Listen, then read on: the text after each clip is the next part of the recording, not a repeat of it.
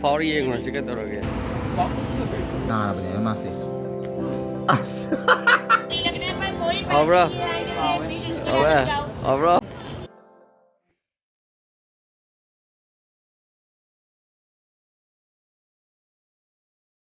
Sabi nangaw ni ito riba kangong ni ko je. Yung hare hare.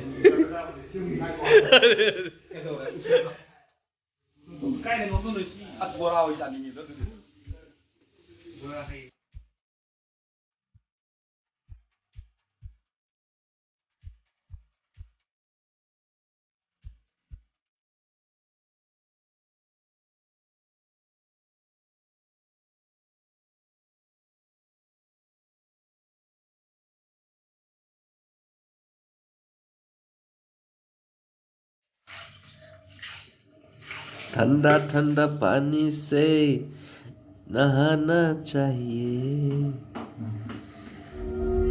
Something that we can see and touch.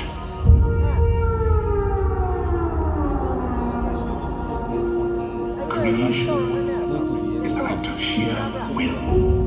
Time the extinction of our species.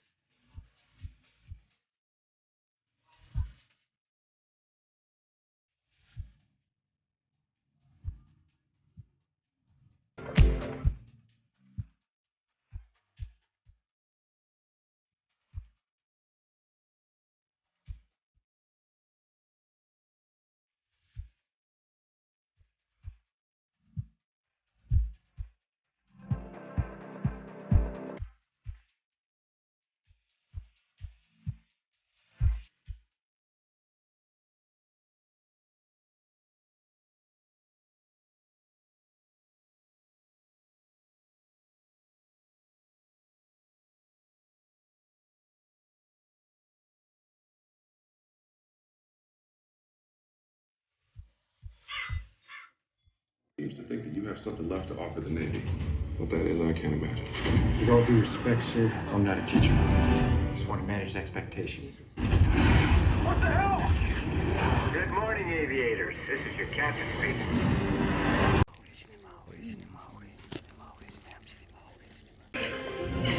You're killing me!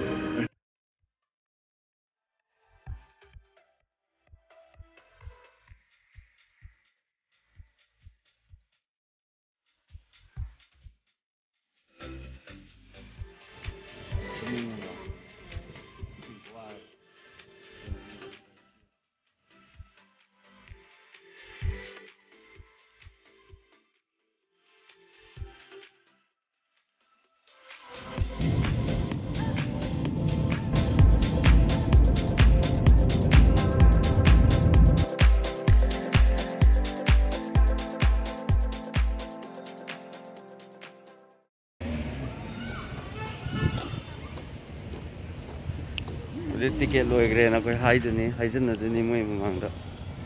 yengsi moigi reaction ji yengsi ko arre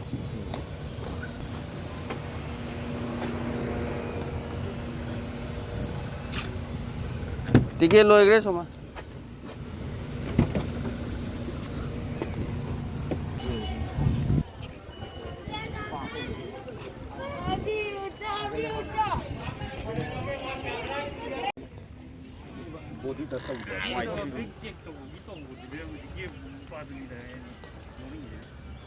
La ongang sa ado di kay hangi. Suras nang the block na makadura. Susudo nga kapsado ko. jaog de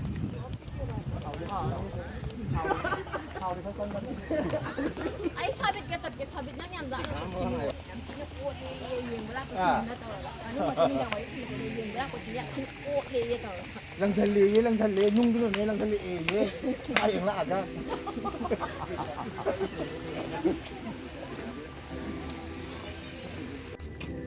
Mau dengar thambi phu san ba. Ma. Ai di pung. Sabit ay Cái gì nó? Nó kiểu bán được. Là xí lại nó kia đấy. Cái gì đó? Là mà cái gì kiểu wow tới lại tiếng.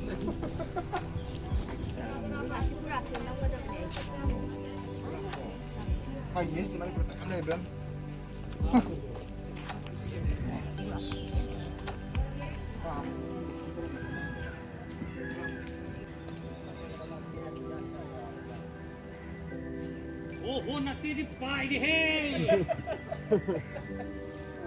사도 일해.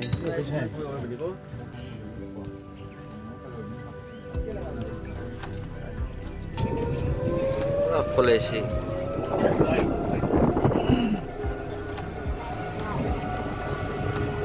不仅一影是变的，不知道你怎么样才是。对，人家给个。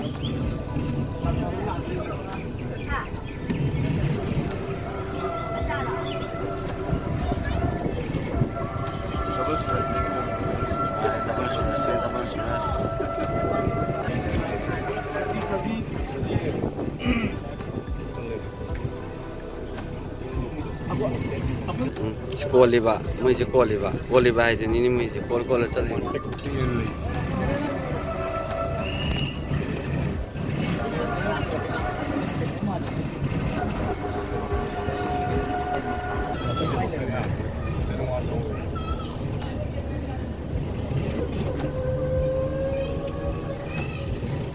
Crocodile yang ngurus memang crocodile.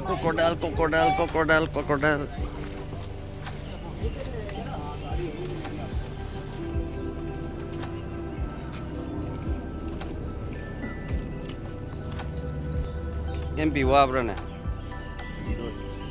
Sợ đi sai quá.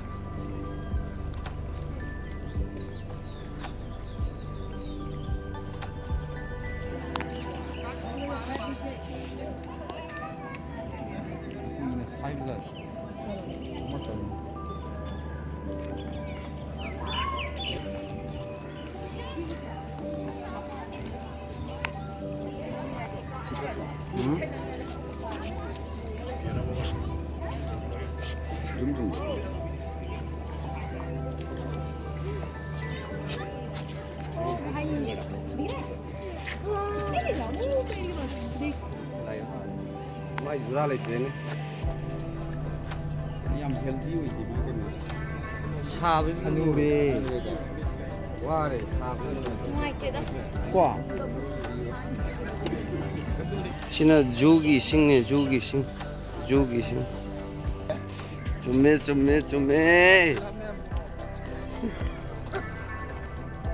Cái chú thịt à. 응. 파리 얘기를 시켰더라고요. Medini Fiore. 땡땡땡땡땡. Sẽ cần bí đất người và hại. Hôm nào đi mình nhung nhung cái này nào. 수박가 이제는 지내는 거 많이 받아. 이봐. 쟤는 Béo mì dâm ra. Mà cũng ăn cái hành cái này 보통도 갑니다 이거.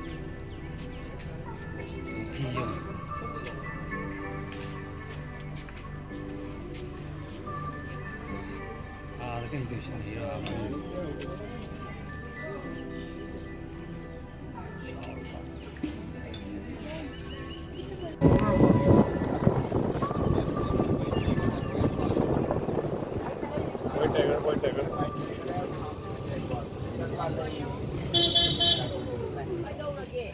논다.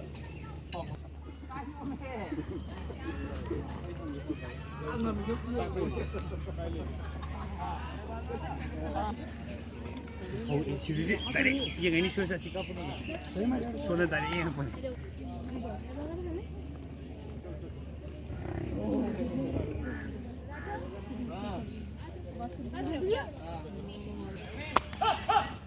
ꯅꯪꯒꯤ zoo ꯌꯦꯡꯁꯤꯟꯕ ꯂꯥꯛꯄꯗꯤ ꯈꯣꯠꯂꯦ ꯕꯦꯝꯃ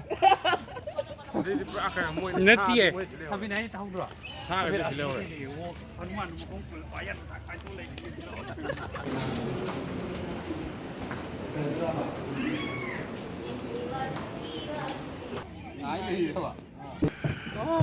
시래 샤브다 마이 하우레 시디 선브런 떠오르나 시디 이거 통게 하니까 그 스텝만 하나 좀 까이던 나와 있는 게 답대 yes 거의 하우레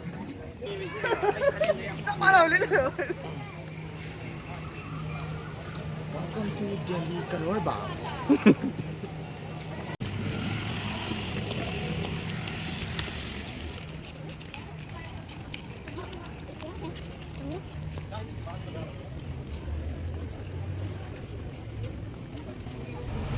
चला चल let's go यार खंफम मसे लो चला सीधा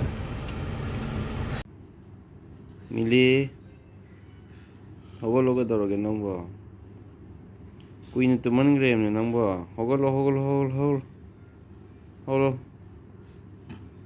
से Mama sa nuwaite ba nilugin eh.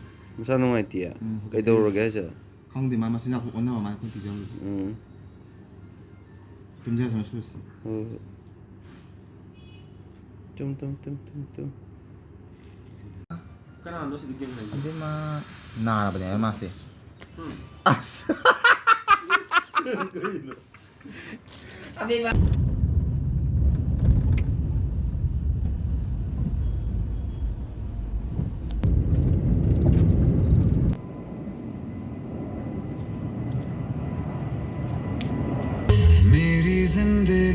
इस भैया का सॉन्ग डालना आएगा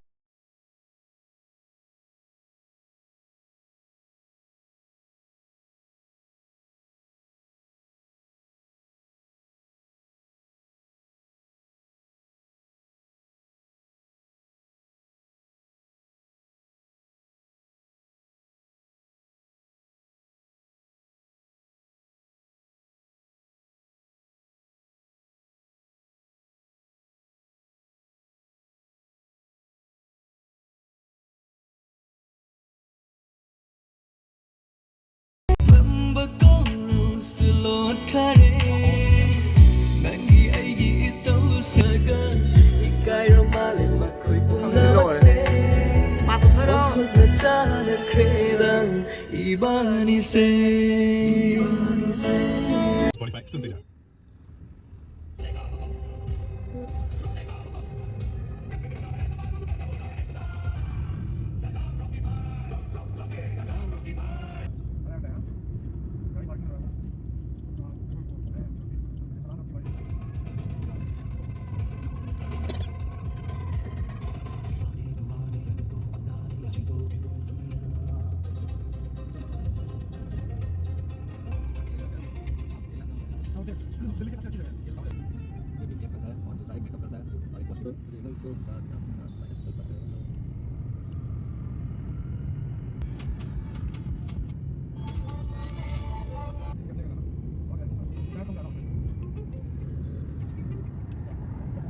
सवाल एक छोटा सा जिसके पीछे ये पूरी जिंदगी बर्बाद कर दी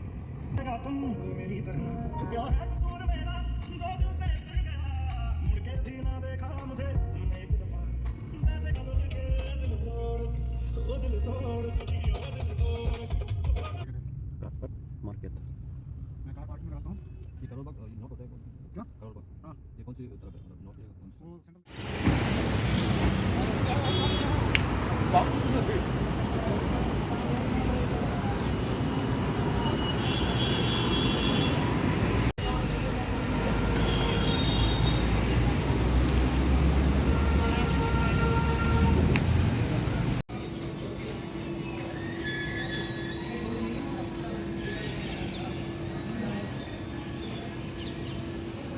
सेंट्रल भी आओ ब्रा अरे चुप ने चुप्पे आओ ब्रा आओ ब्रा चुप्पे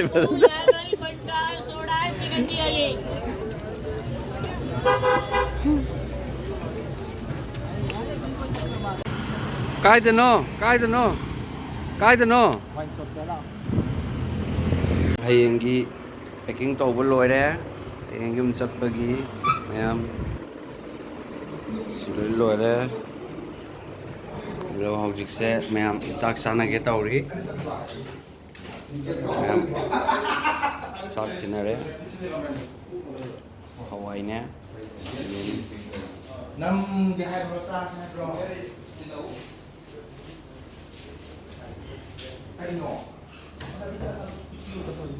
ꯌꯦꯔꯨꯝꯗꯣ ꯂꯣꯏ ꯍꯧꯖꯜꯂꯣꯒ ꯆꯥꯔꯁꯤ ꯃꯌꯥꯝ ꯍꯧꯖꯜꯂꯣꯒ ꯁꯤꯇꯥꯐꯣꯟꯁꯦ ꯀꯅꯥ ꯆꯥꯔꯝꯃꯤꯅꯣ ꯁꯤ ꯄꯣꯠꯁꯤꯕꯣ ꯌꯦꯔꯨꯝꯅꯤꯀꯣ ꯃꯌꯥꯝ ꯑꯗꯨꯝ ꯋꯥꯅꯔꯦ ꯆꯥꯔ ꯇꯨꯝꯕ ꯍꯥꯏꯕ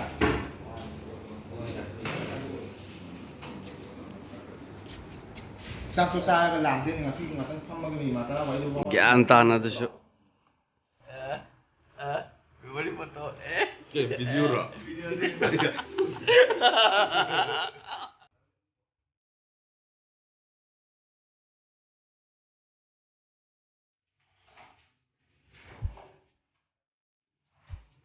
ꯁꯤꯒꯤ ꯇꯦꯕꯜꯁꯤꯗꯅꯤꯀꯣ ꯑꯩꯈꯣꯏꯅ ꯐꯝꯗꯅ ꯆꯥꯗꯅ ꯁꯤꯗ ꯇꯧꯔꯤꯕ ꯃꯌꯥꯝꯁꯦ ꯅꯨꯡꯁꯤ ꯁꯤ ꯇꯦꯕꯜꯁꯤ ꯁꯤꯗꯅ ꯑꯔꯖꯦꯒꯤ ꯀꯥ ꯂꯩꯔꯦ ꯑꯔꯖꯦ ꯀꯥ ꯂꯩꯔꯦ ꯃꯣꯏ ꯍꯧꯖꯤꯛ ꯀꯟꯅ ꯐꯤ ꯀꯟꯅ ꯌꯣꯝꯃꯤ ꯑꯦꯝꯄꯤ ꯐꯤ ꯌꯣꯝꯃꯤꯔꯣ ꯑꯔꯖꯦ ꯐꯤ ꯌꯣꯝꯃꯤꯔꯣ ꯌꯦꯁ ꯍꯌꯦꯡ ꯆꯠꯇ꯭ꯔꯕꯅꯤꯅꯀꯣ ꯃꯌꯥꯝ ꯆꯠꯂꯣ ꯅꯩꯁꯜꯂꯣ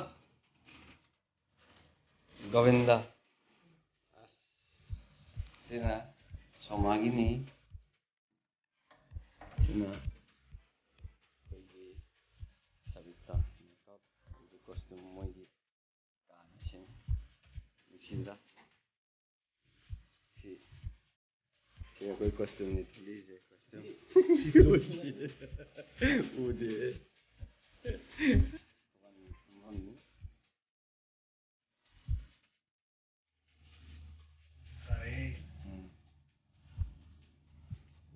ꯀꯥꯁꯤ ꯅꯨꯡꯁꯤꯗ꯭ꯔꯥ ꯃꯌꯥꯝ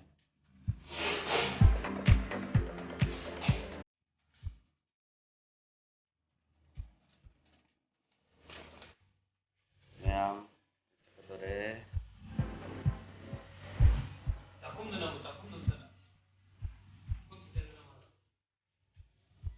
ꯀꯤꯠꯆꯟꯅꯤꯁꯤꯅ ꯀꯤꯠꯆꯟꯁꯤ ꯅꯨꯡꯁꯤꯗ꯭ꯔꯥ ꯃꯤꯁ ꯇꯧꯗꯣꯏꯅꯦ ꯍꯌꯦꯡ ꯁꯤ ꯃꯌꯥꯝꯁꯦ ꯋꯥꯂꯤꯛꯀꯁꯦ ꯑꯩꯈꯣꯏꯅ ꯆꯥꯔꯝꯕꯩꯅꯤ ꯉꯔꯥꯡꯒꯤ ꯒꯤꯔꯤꯁꯅ ꯂꯣꯏꯅ ꯐꯦꯡꯗ꯭ꯔꯕꯅꯤ ꯁꯤꯅ ꯇꯥꯅꯤ ꯃꯤꯁ ꯇꯧꯗꯣꯏꯅꯤ ꯃꯤꯁ ꯇꯧꯗꯣꯏꯅꯤ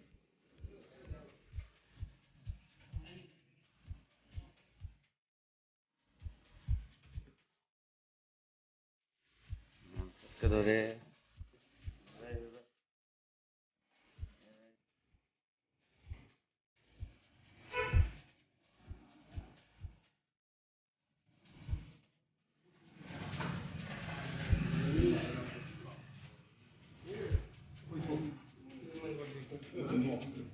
कहाँ जा रहा है कहाँ जा रहा है